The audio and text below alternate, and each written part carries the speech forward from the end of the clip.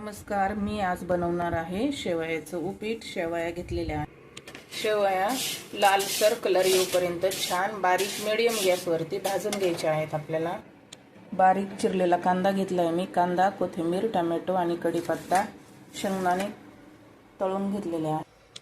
कढईमध्ये तेल घेतलं आहे. तेल गरम झाले. यामध्ये घालूया मोहरी, यामध्ये घालूया जिरं, बारीक चिरलेला कांदा. कांद्याला पण छान परतून घ्यायचं. त्यामध्ये घालूया हिरवी मिरची, त्यामध्ये घालूया कढीपत्ता, थोडीशी हळद, सगळ्यात शेवटी घालूया टोमॅटो.